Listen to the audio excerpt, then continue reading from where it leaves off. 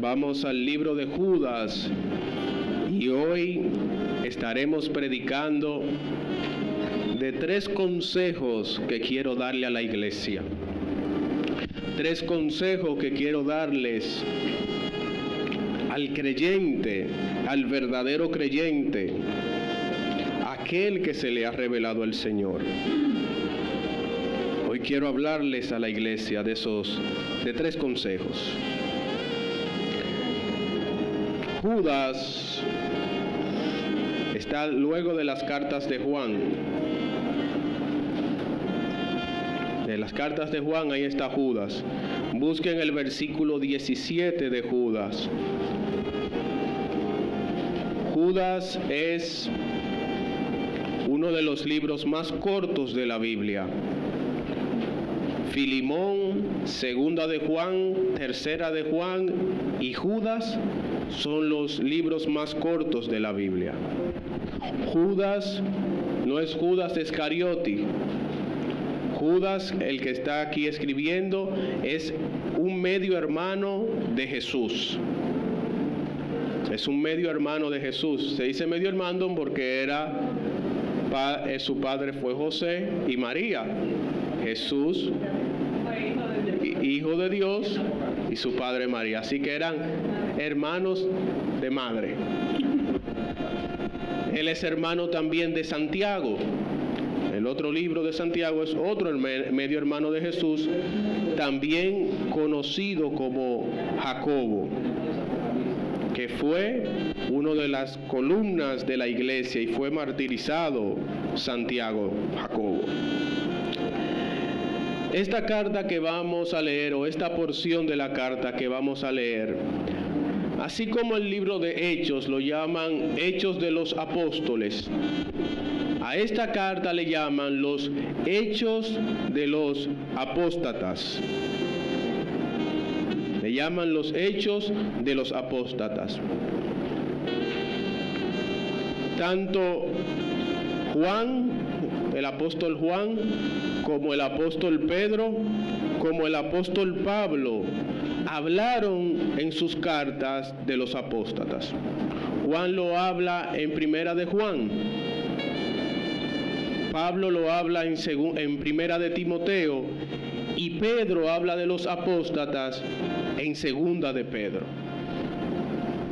Es importante que vayamos entendiendo, porque voy a darles 3 consejos a los verdaderos creyentes.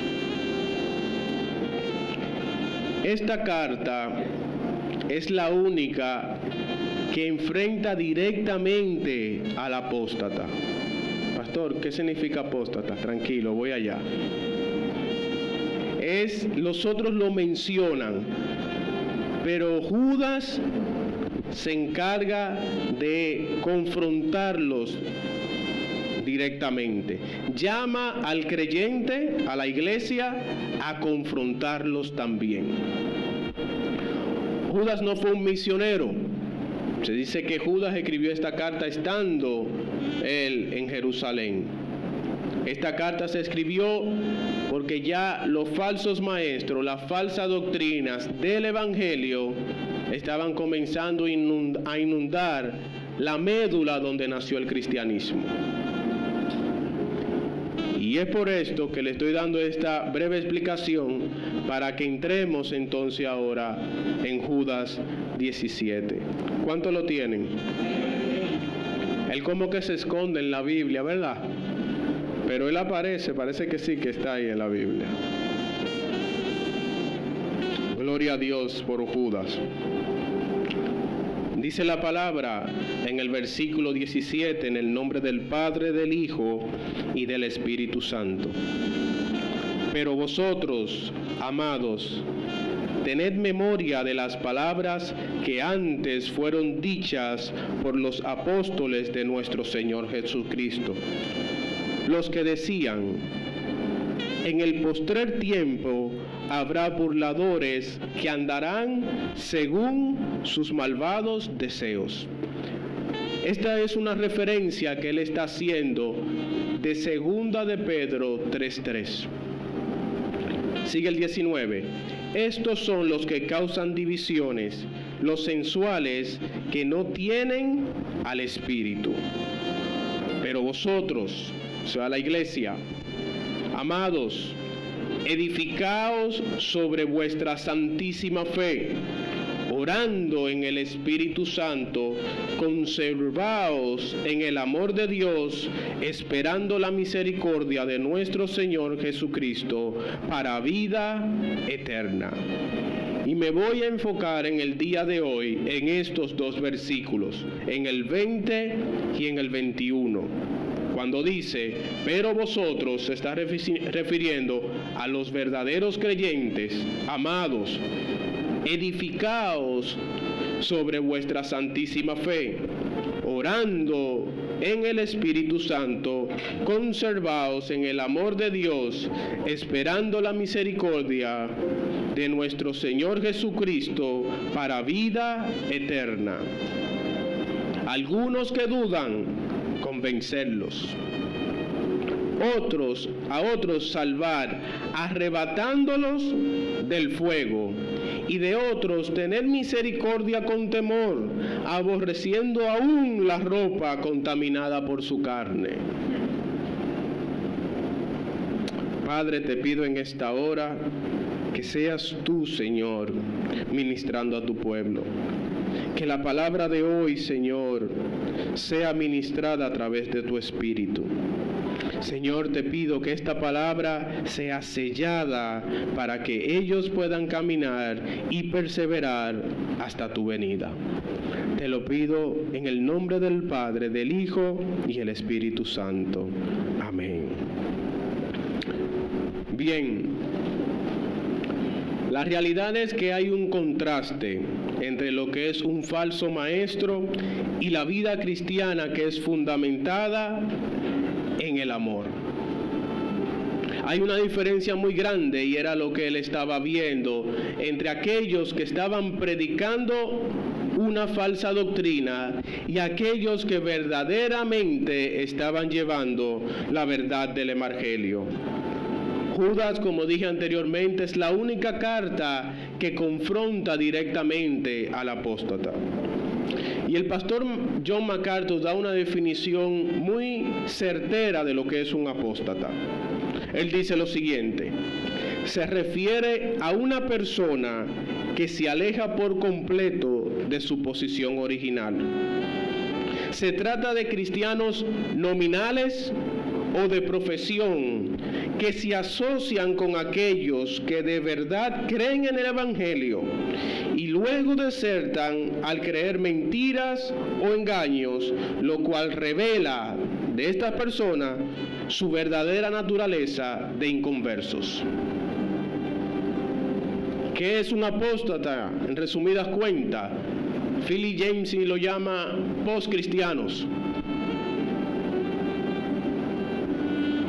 Son aquellas personas que vienen a la iglesia, conocen del Evangelio, pero que al final de cuentas su naturaleza sale a la luz. ¿Cómo sale a la luz, pastor? Negando el Evangelio de Jesucristo. Son hombres y mujeres que nominalmente, de profesión, dicen serlo, pero que su corazón no ha sido regenerado. Primera de Juan 2:19 dice: salieron de nosotros, pero no eran de nosotros, porque si hubiesen sido de nosotros, habrían permanecido con nosotros.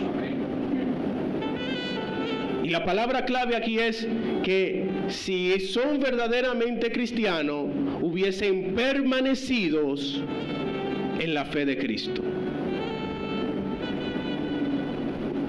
De manera que el creyente es el que persevera.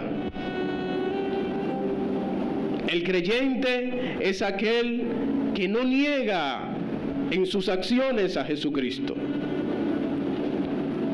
Y para que me entiendan mejor, voy a hablar de uno de los 5 puntos del calvinismo. Sabemos que los 5 puntos del calvinismo son, en primer lugar, la total depravación del hombre.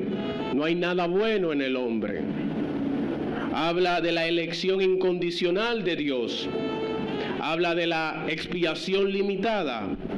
Habla de la gracia irresistible. Y por último habla de la perseverancia de los santos, diciendo que solo los santos perseveran, no por sus fuerzas, sino por quien ha hecho morada en ellos, es garante hasta que lleguen al reino de los cielos. De manera que no es un mérito humano el perseverar, es una gracia de Dios. La perseverancia de los santos nos dice que todos los cristianos, aunque no tengan vidas perfectas, ganarán la batalla de la fe contra la incredulidad, porque Dios les guardará y concederá la victoria que Jesús garantiza, ya que Él nos compró en su cruz, en la cruz. Así que Dios, en su gracia, nos guardará, nos guarda y nos lleva hacia la ciudad celestial. Perseveramos porque Él está en nosotros.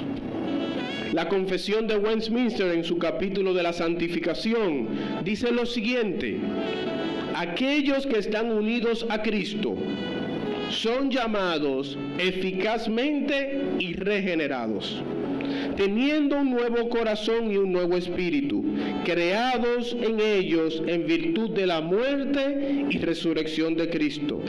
La corrupción de nuestro cuerpo prevalecerá por un tiempo, pero la parte regenerada, la parte del Espíritu, triunfará por la provisión de la fuerza del Espíritu Santo.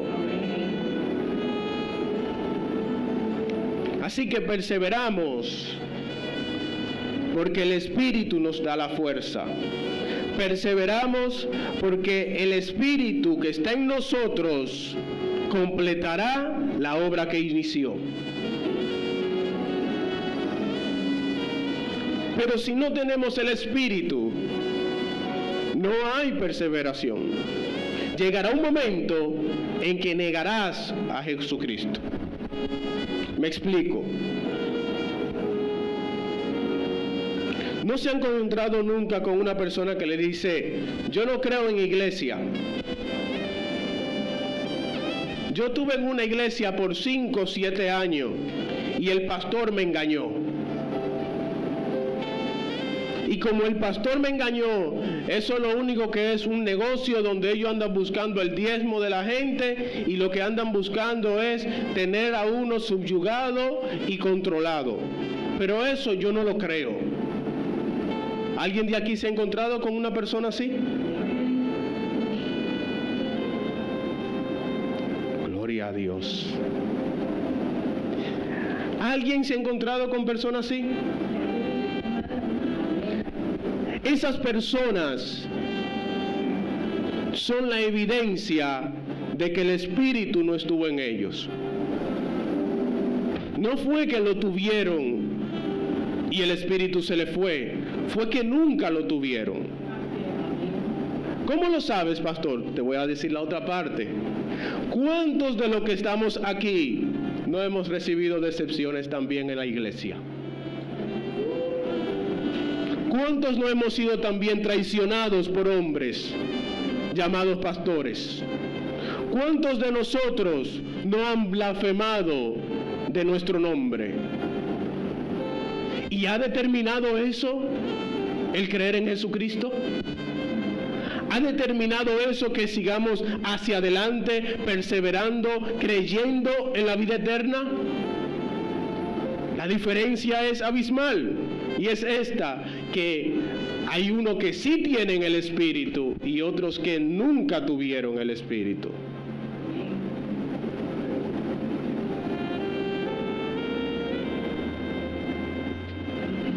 Esta es la diferencia. Por eso el que tiene el Espíritu persevera y anhela y busca la verdad del Evangelio. Y cuando llega a algunos lugares donde están los falsos maestros, huye por su vida.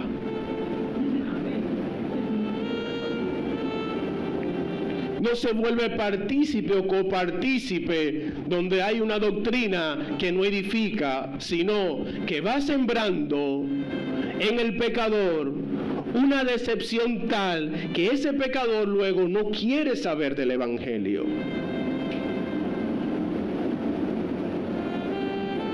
Lo que sí he visto, que el verdadero creyente, en su gracia Dios se les revela, a veces aún en esos lugares.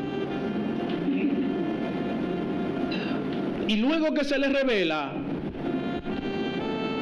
el verdadero creyente sale de ese lugar.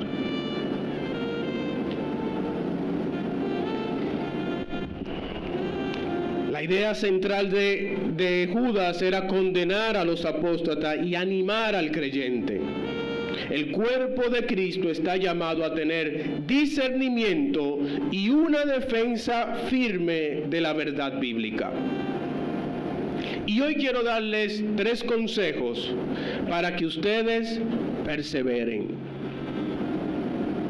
En primer lugar, fundamentemos nuestra vida en la verdad del Evangelio que hemos creído.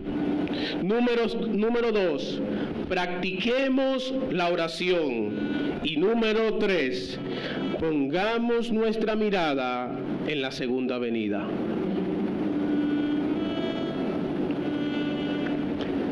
Mientras escribía esta prédica,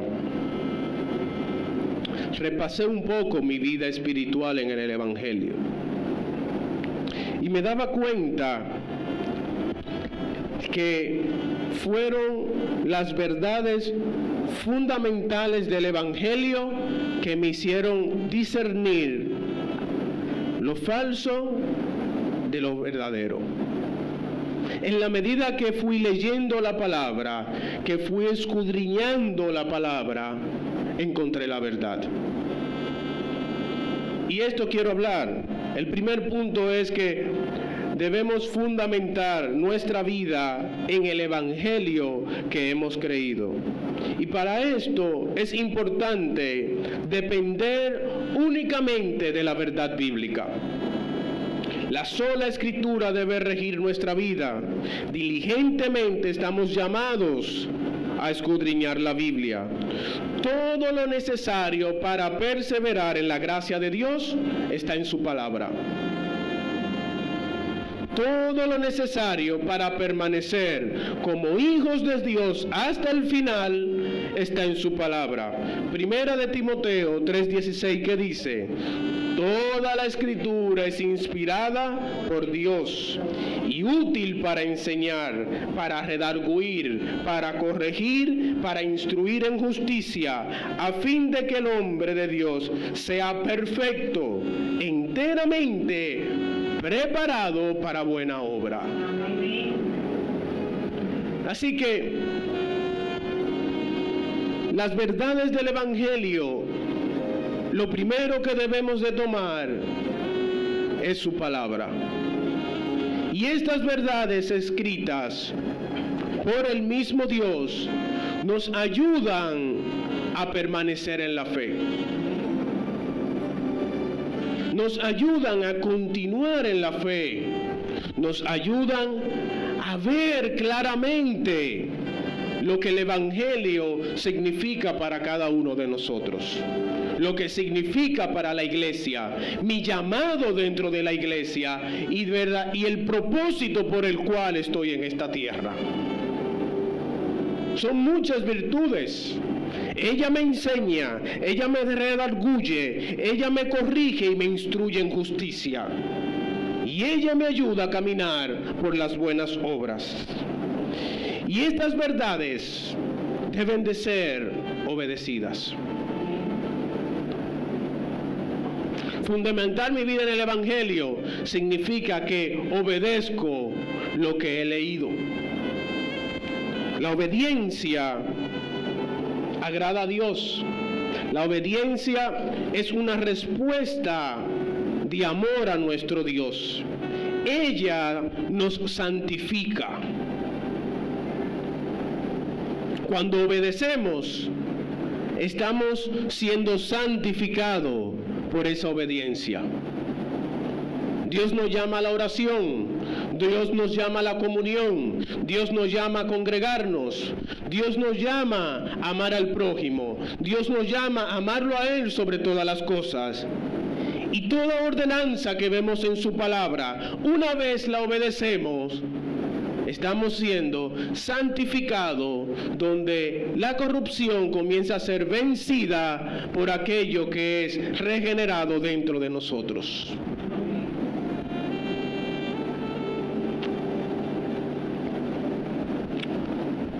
Jesús dijo en Juan 17:17, santifícalos en tu verdad. Tu palabra es verdad.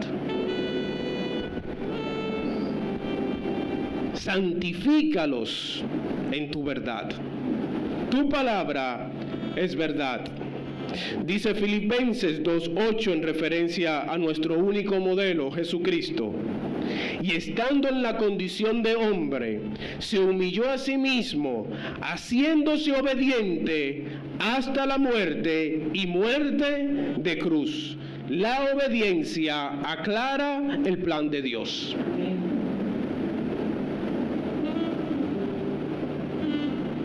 Nos decía la pastora cuando inició en la lectura de Mateo, que él le explicó a los discípulos que era necesario que él muriese y que al tercer día él iba a resucitar.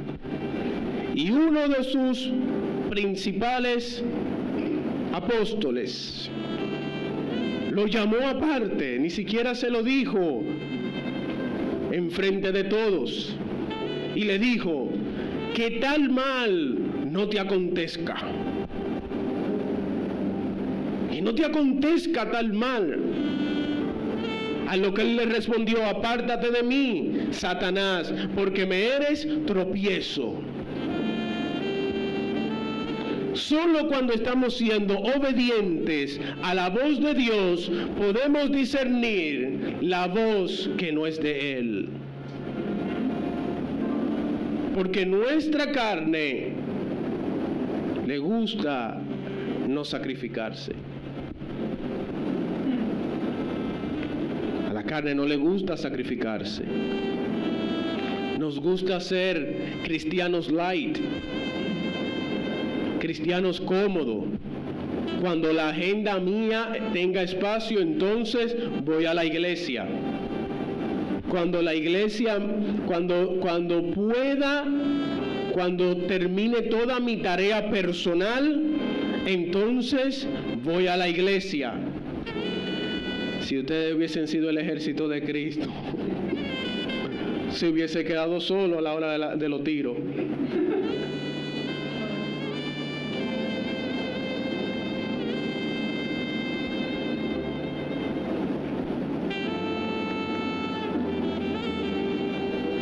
Además de fundamentar nuestra palabra en la obediencia, para ser fuertes es importante una comunión diaria con el Salvador.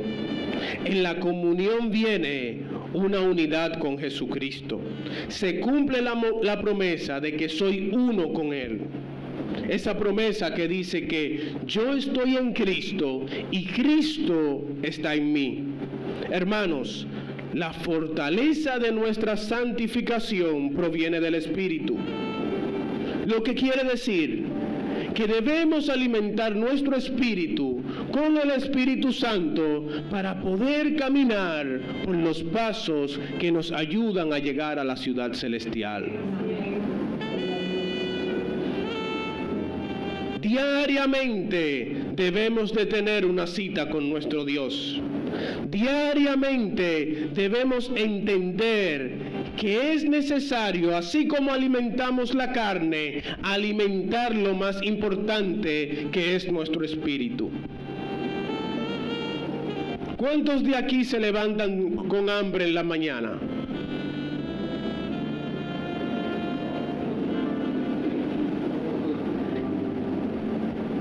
¿Sabían ustedes que también el espíritu se levanta con hambre? ¿Sabían ustedes que el Señor cada día los está esperando para tener una cita con usted? Y cuando hablo de esa cita, la hablo de a solas. Es bueno el culto familiar, la oración familiar, el devocional familiar, pero también es importante la comunión a solas. Un tiempo entre tú y Dios. Denme un minuto, por favor. Un tiempo entre tú y Dios es importante, y quiero abundar un poco más dentro del consejo que hoy le estoy dando. El segundo consejo que quiero darles en el día de hoy es que practiquemos verdaderamente la oración.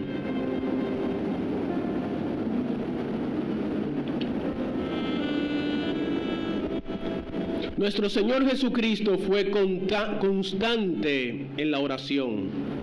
En la medida que usted lee el Evangelio, se da cuenta que cada vez que Él tenía una circunstancia, Él tenía tiempos a sola con su Dios. Dice Mateo 14:23, despedida la multitud, subió al monte a orar aparte. Y cuando llegó la noche, estaba allí solo. Estamos llamados a practicar la oración de mañana, tarde y noche. Y debo decir una realidad que entristece mucho. Hoy la oración es el gran ausente en muchas vidas cristianas. Estamos con mucho conocimiento del Evangelio, pero con poca oración. Tendemos a ser superficiales a la hora de clamar. Esta deficiencia es una ancha puerta para apagar el fuego del Espíritu en nosotros. ¿Quiere ver una persona con falta de avivamiento o de pasión? Es una persona que no está orando. Cuando usted ora, la llama del Espíritu, el fuego del Espíritu, la pasión del Espíritu se mantiene intacta. Porque usted está siendo alimentado en ese momento por el Espíritu. Es la oración la que mantiene la llama encendida.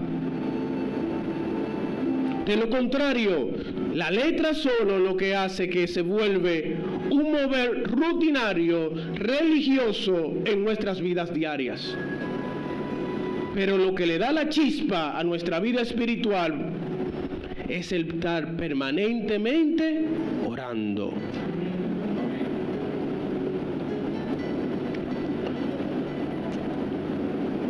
Esta semana yo me gocé mucho porque, hablando con el pastor Félix, él me dijo que ellos ayunan todos los miércoles y oran todos los miércoles, pero que este miércoles una cadena de hermanos iba a estar orando por esta iglesia, orando por Casa de Restauración Cinco Sola, orando por cada líder de esta iglesia, orando por cada miembro, para que el fuego del Espíritu sea avivado, para que el deseo de la oración florezca, para que nosotros cumplamos la comisión que tenemos en esta comunidad. Y me llenó de gozo, porque en la soberanía Dios está poniendo intercesores por nuestras vidas, para que nos avivemos, para que nos apasionemos, para que nos levantemos y subamos a un nuevo nivel de fe. No quedarnos estáticos y conformes, sino que seguir caminando hasta que veamos a Cristo manifestándose en la vida de cada persona que conocemos. Hermanos, aquellos que perseveramos en la fe, reconocemos que nuestros recursos no son suficientes. Reconocemos que necesitamos la dirección y la fortaleza del Espíritu. Oración. Cuando tenemos la fe que persevera, nos damos cuenta que necesitamos la ayuda de nuestro Dios. Cuídese cuando usted se sienta seguro con lo que usted hace. Cuando usted se sienta que está tranquilo y en paz con Dios, como usted está caminando, y que no debe de seguir progresando, desarrollando su vida espiritual. En ese momento, usted está diciendo que sus cualidades ya son suficientes para la salvación. Y el cristiano, en la medida que es santificado, se va dando cuenta, mientras más cerca está de Dios, que más lo necesita. Que más necesita de su gracia, que más necesita de su favor, que más necesita ser purificado, que depende de su dirección y que depende de su fuerza.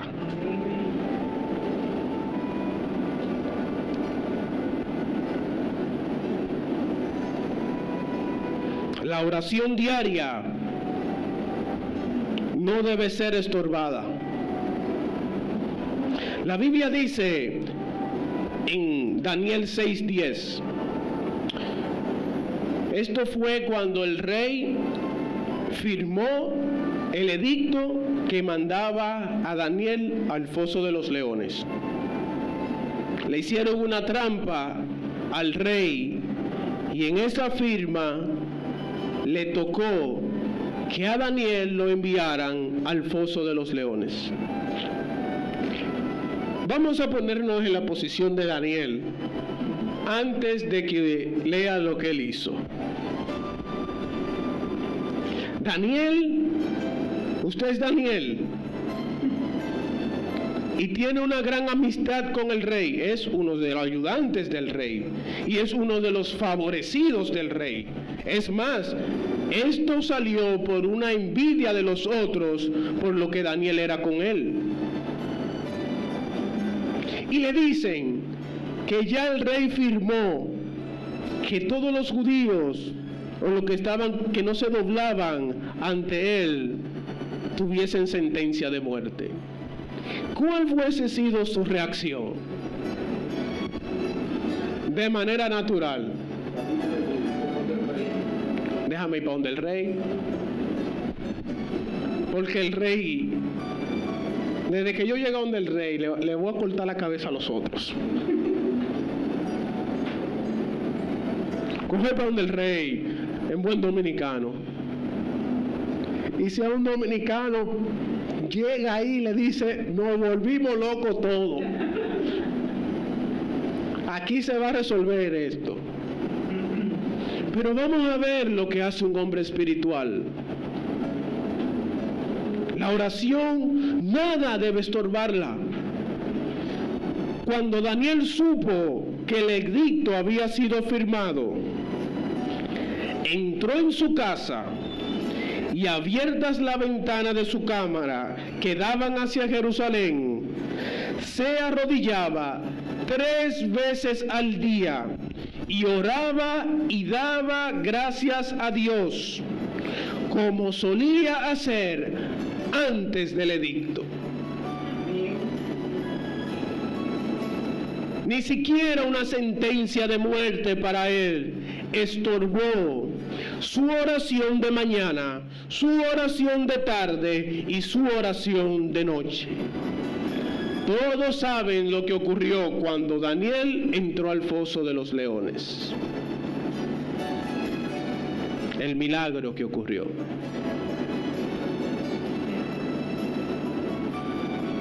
Y créanme que hay que tener una fe fuerte para que usted entre a un foso donde hay leones hambrientos.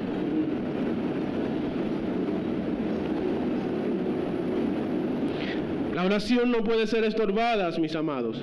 No importa la situación que usted esté pasando, deje sus propias fuerzas a un lado y ríndase delante de Dios de mañana, tarde y noche. Estoy haciendo énfasis en mañana, tarde y noche para recordarles que no es solamente los 2 minutos antes de irnos para el trabajo que debemos de orar. O la oración superficial de la mañana, de la noche. En paz me acostaré y asimismo dormiré, porque solo tú me haces dormir confiado. Aleluya, gloria a Dios. Y me duermo.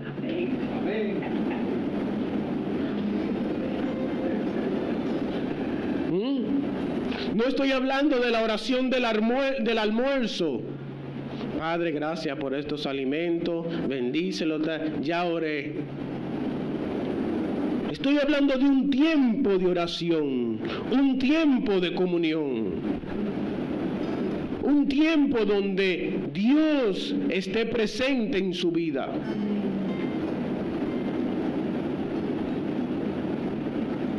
Un tiempo, no que nos volquemos hacia la Meca como hacen los musulmanes, pero ellos tienen una hora que no la negocian con nadie.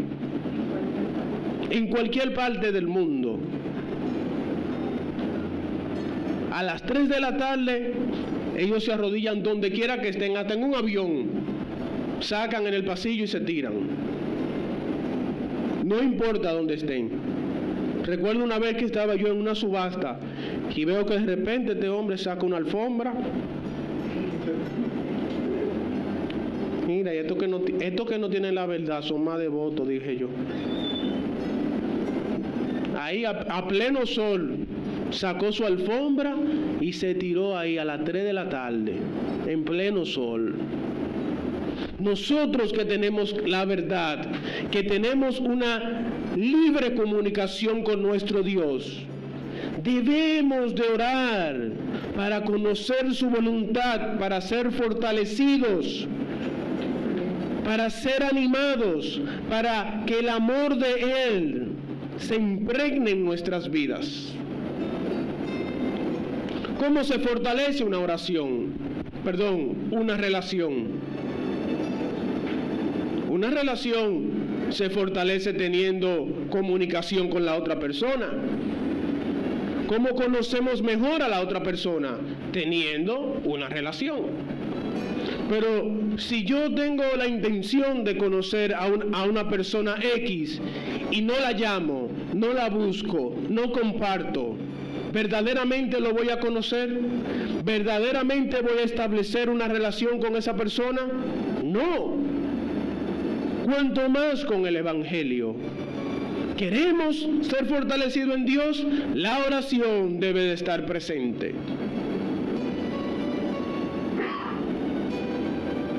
Pastor, confieso que no estoy orando. Gloria a Dios, retoma hoy la oración. No solamente Daniel oraba de mañana, tarde y noche. Dice que el salmista también lo hacía. David buscaba al Señor de mañana, tarde y noche. Quiero aprovechar el momento para decirles que esas oraciones no deben de ser humanas, sino oraciones dirigidas por el Espíritu Santo. Ella será instrumento para nuestra santificación y perseverar hasta el final. ¿Cuántos quieren perseverar hasta el final?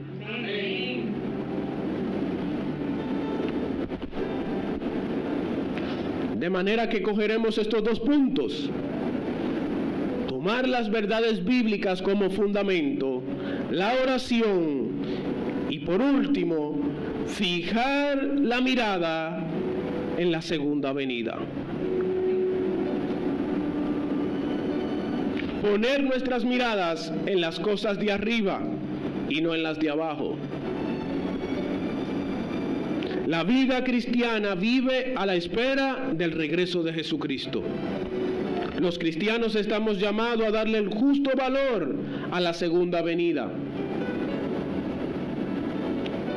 Pareciese a veces que la segunda venida no está presente en nuestras mentes.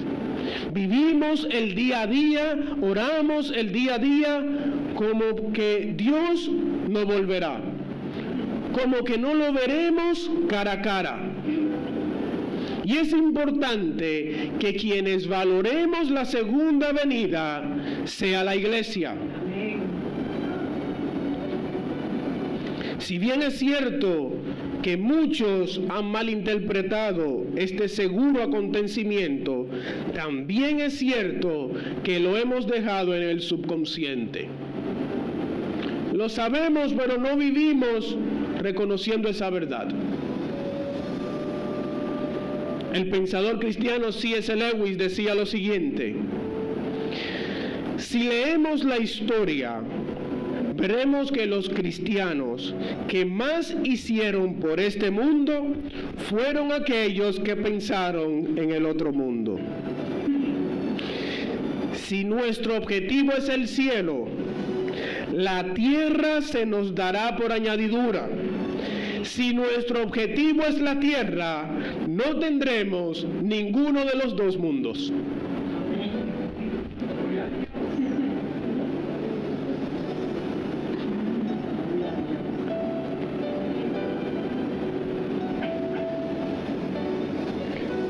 Si nuestro objetivo es el cielo, Dios nos dará el cielo y por añadidura la tierra. Organizará nuestra vida en esta tierra.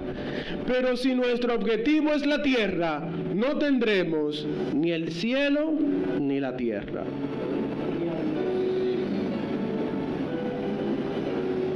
Porque usted se dará cuenta, cuando su objetivo es la tierra, que el corazón no se sacia. Y mientras usted mantiene en esta tierra, más quiere.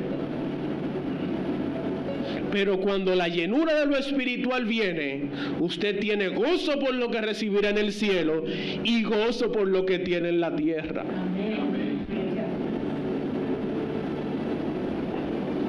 Esta realidad y no las presiones de los grupos y de este mundo deben determinar la conducta de cada creyente. La Biblia nos llama a poner nuestra vida en la mirada de las cosas del cielo. La Biblia nos llama a poner nuestra mirada en el cielo. Somos ciudadanos del reino celestial, conciudadanos con Cristo. Si usted es ciudadano de la ciudad celestial, piensa en su morada del cielo y no en el tránsito que tiene en esta tierra.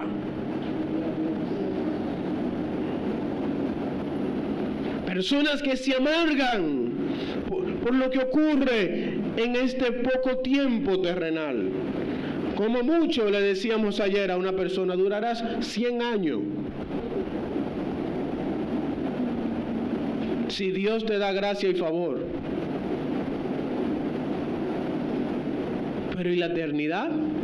Que no tiene fin.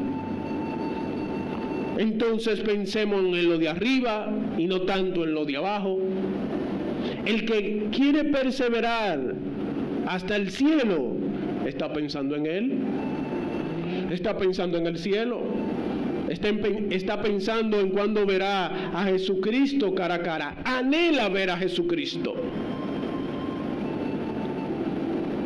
Decía un puritano lo siguiente: la aparición de nuestro Señor Jesucristo será literal, no meramente un pensamiento de Él, sino que todo ojo lo verá con todo su esplendor y gloria. El Rey de Reyes y Señor de Señores será visto por todo hombre viviente en la plenitud de la tierra. El gran yo soy será visto por todos los que murieron desde todos los tiempos. El príncipe de paz será visto inclusive por aquellos que le mataron y lo aborrecieron. La roca eterna será manifestado a aquellos que aún no lo desean. Pero sobre todas las cosas de más dicha será vista por tus propios ojos.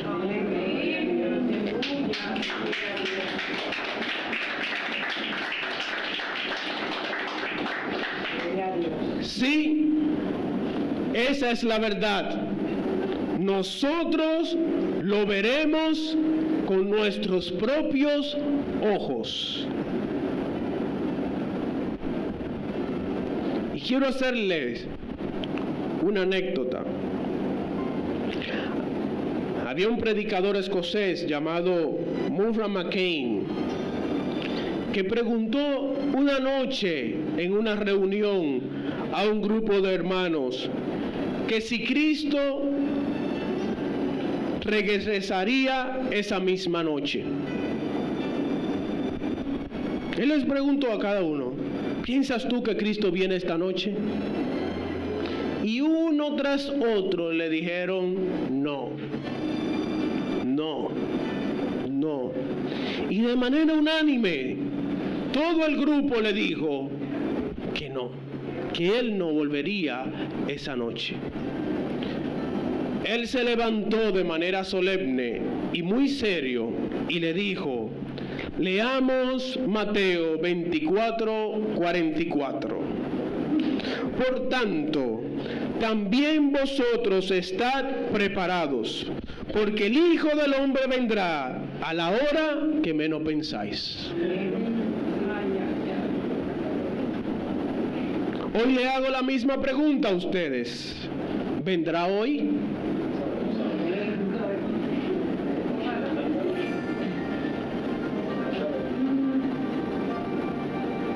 Si no lo saben, le diré la primera parte: estad preparados.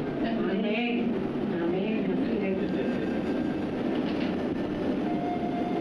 Hermanos, vivamos cada día para glorificar a Dios.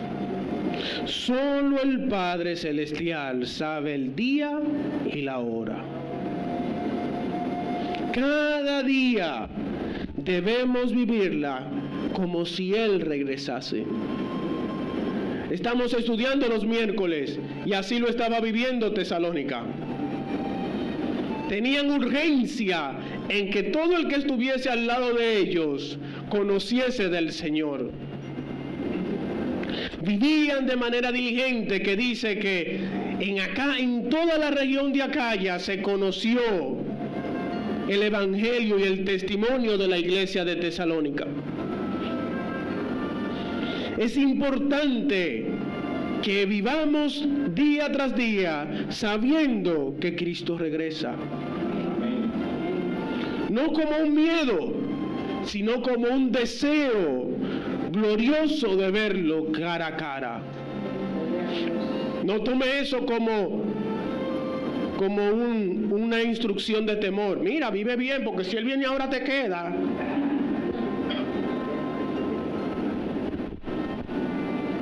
Hay pastores, inclusive falsos maestros, que dicen: tú faltaste el domingo, ten cuidado si el día que tú no vayas, te quedas. No lo estoy hablando que tengamos la segunda venida como un mensaje de miedo, sino como un deseo que emana verdaderamente del creyente que ama a Jesucristo. El que ama a Jesucristo desea verlo.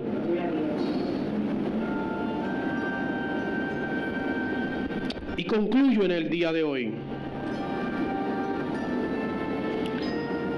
La gracia de Dios en Jesucristo produce una disciplina. La gracia de Cristo nos lleva a alinearnos en su verdad, a tomar la oración seriamente y a tener pendiente la segunda venida. Su favor nos sostiene para perseverar hasta el final. Dios nos preserva hasta verlo cara a cara. Hoy simplemente les he dado 3 consejos, pero todo gira en el eje de la gracia del Señor. Todo gira en que Él pone el querer como el hacer en sus vidas, en que Él los preserva y que Él los fortalece, para que puedan deleitarse en las verdades bíblicas, para que puedan orar y para que deseen que Él regrese. Hermanos, quiero que tomen estos consejos como suyos. Que cuando salgan por la puerta de la iglesia hoy, salgan con la firme decisión de que estas serán pautas importantes para su vida espiritual. No permitan que los afanes de este mundo ahoguen la semilla sembrada en el día de hoy. Pónganla en un lugar especial y digan: como soy un creyente y no un apóstata, voy a perseverar porque tú me vas a fortalecer y porque tú me vas a preservar. Ayúdame en esta lucha, ayúdame a que mi vida carnal mengue y mi vida espiritual tome el pleno control de esta vida terrenal. Dile a la carne que se sujete al espíritu, pero díselo en oración y díselo reconociendo las verdades que te hacen fuerte. Mientras más conozco a mi Dios, más fuerte me hago. Aleluya.